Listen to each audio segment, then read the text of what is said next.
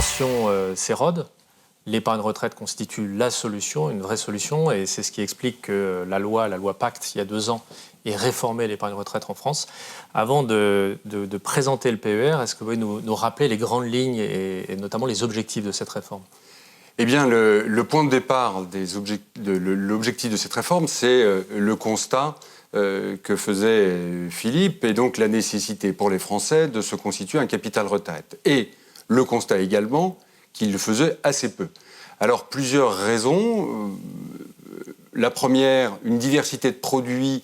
Le Madelin pour les travailleurs non salariés, le PERP pour les particuliers, le PERCO ou l'article 83 pour les salariés d'entreprise, avec des transférabilités partielles entre ces différents produits, et par rapport à un parcours professionnel qui peut évoluer, voilà, qui est fluctuant sur 40 ans. Ça, c'est la première raison. La deuxième raison, le gros frein, c'est que ces produits sortaient en rente, et donc un besoin pour les Français d'obtenir au moment du départ à la retraite d'un capital et pour en faire ce qu'ils souhaitent. Donc, deuxième gros frein.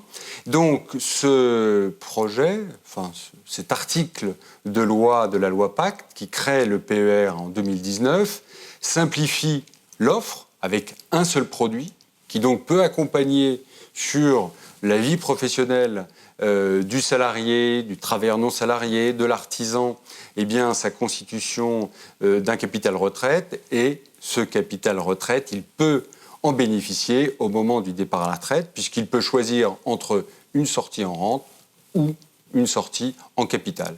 Et ne l'oublions pas, la fiscalité est avantageuse, puisque, comme pour le Madelin ou le PERP, la capacité de l'épargnant lui est donnée de déduire ses versements sur ses revenus professionnels pour le travailleur non salarié ou impôt sur le revenu pour le particulier.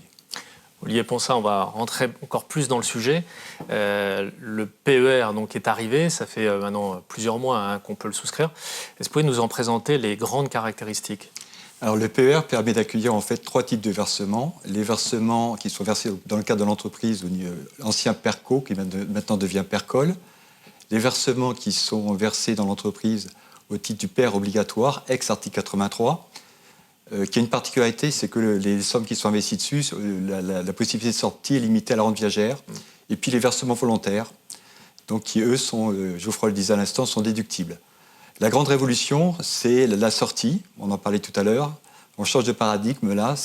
Autrefois, on avait des dispositifs qui étaient très contraints, c'était des produits de retraite. Avec le PER, en fait, on a un produit d'épargne retraite qui permet de sortir sous forme de capital, de rente viagère.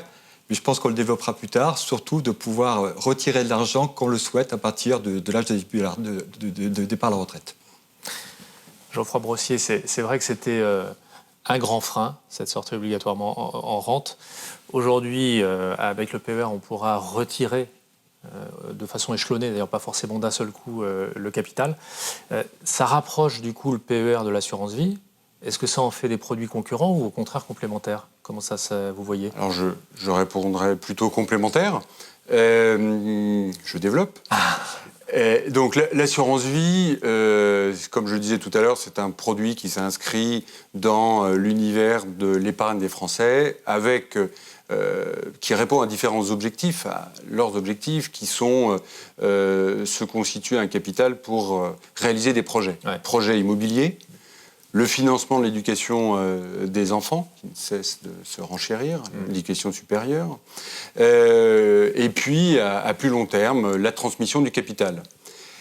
Avec le PER, on a un produit qui est vraiment dédié à la constitution d'un capital retraite, avec un mécanisme de fiscalité sur le versement, qui permet de déduire chaque année dans le cadre d'un plafond, les versements. Et donc, on a, en fonction de l'objectif du client, donc 2 univers.